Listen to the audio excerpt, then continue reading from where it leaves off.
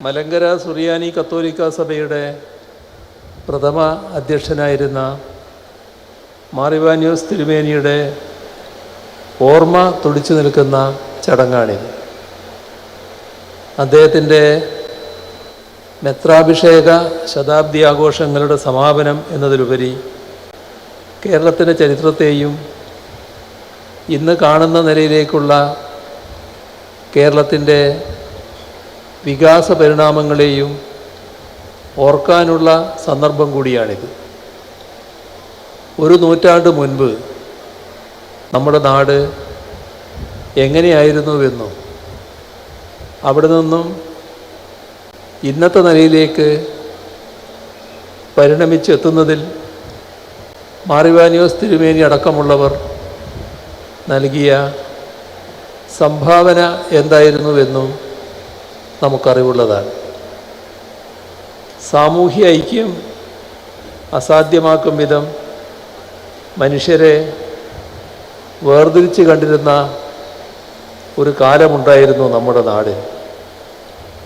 മനുഷ്യർക്ക് വഴി നടക്കാനുള്ള അവകാശവും വിദ്യ നേടുന്നതിനുള്ള അവകാശവുമെല്ലാം നിഷേധിക്കപ്പെട്ടിരുന്ന കാലം. ആ കാലത്ത് പൊതുസമൂഹത്തിലേക്ക് ഇറങ്ങിച്ചെന്ന് സാമൂഹ്യ ഐക്യത്തിനായി പ്രവർത്തിക്കുകയും അനേകായിരങ്ങളെ വിജ്ഞാനത്തിൻ്റെ വെളിച്ചത്തിലേക്ക് കൈപിടിച്ച് നടത്താൻ നേതൃത്വം നൽകുകയും ചെയ്ത വ്യക്തിത്വമായിരുന്നു മാർ ഇവാനിയോസ് തിരുമേനി. ഇങ്ങനെയൊരു ശ്രേഷ്ഠ ആചാര്യൻ നമ്മുടെ നാട്ടിലുണ്ടായിരുന്നു എന്നത് ഈ നാടിൻ്റെ സൗഭാഗ്യമാണ്. അതുകൊണ്ട് തന്നെ ഈ ശതാബ്ദി ആഘോഷങ്ങൾ നമ്മുടെ നാടിൻ്റെ ആകെ ആഘോഷമാണ്. ഇവാനിയോസ് തിരുമേനിയിൽ കാണുന്ന ഏറ്റവും വലിയ സവിശേഷത ഏത് പ്രതിസന്ധിയെയും എത്ര വലിയ പ്രതികൂല സാഹചര്യത്തെയും നേരിടാനുള്ള അദ്ദേഹത്തിൻ്റെ ധൈര്യവും സമർപ്പണവുമാണ്. ഒന്നിൻ്റെയും മുന്നിൽ അദ്ദേഹം പതറിയില്ല. എന്തിനേയും ധീരതയോടെ അദ്ദേഹം നേരിട്ടു. കാറ്റിൻ്റെയും കോളിൻ്റെയും ഇടയിൽ പടക് മറിയുമെന്ന് ഭയന്ന് ശിഷ്യന്മാർ ഭയന്നാലും അദ്ദേഹം അമരത്ത് ശാന്തനായി നിന്നു. ഈ സവിശേഷതകൾ അദ്ദേഹത്തിൻ്റെ ജീവിതത്തിലെമ്പാടും കാണാനാകും. 19-ാം നൂറ്റാണ്ടിൻ്റെ അവസാന ഘട്ടത്തിലാണ് അദ്ദേഹത്തിൻ്റെ ജനനം. പഠിക്കാൻ മിടുക്കനായിരുന്ന അദ്ദേഹം ഉന്നത വിദ്യാഭ്യാസത്തിലും മികവ് പുലർത്തി.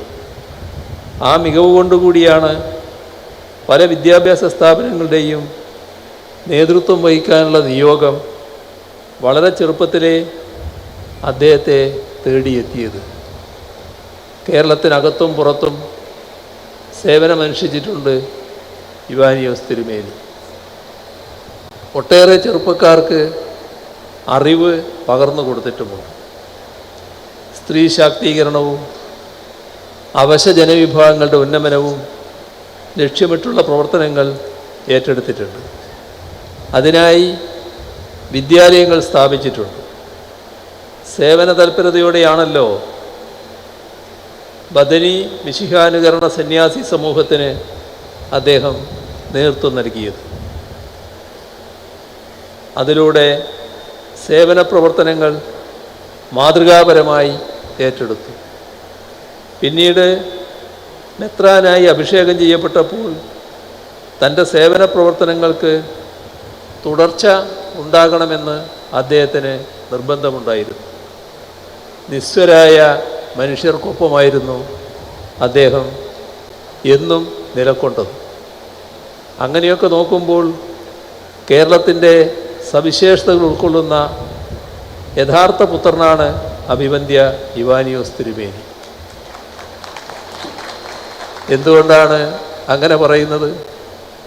ഒരു വശത്ത് ചരിത്രപരമായ പ്രതിസന്ധികളെയും പ്രതികൂലതകളെയും അതിജീവിച്ചുകൊണ്ടാണ് കേരളം മുന്നേറിയത്. ആ മുന്നേറ്റത്തിൽ ആരും പിന്തള്ളപ്പെട്ടു പോകുന്നില്ല എന്ന് നമ്മൾ ഉറപ്പുവരുത്തുകയാണ്.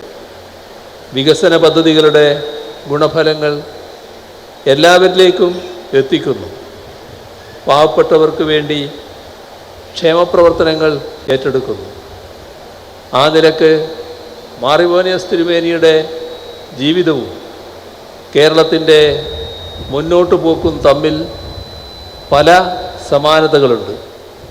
അതാണ് അദ്ദേഹം കേരളത്തിൻ്റെ യഥാർത്ഥ സവിശേഷതകൾ ഉൾക്കൊള്ളുന്ന പുത്രനായിരുന്നുവെന്ന് പറഞ്ഞത്.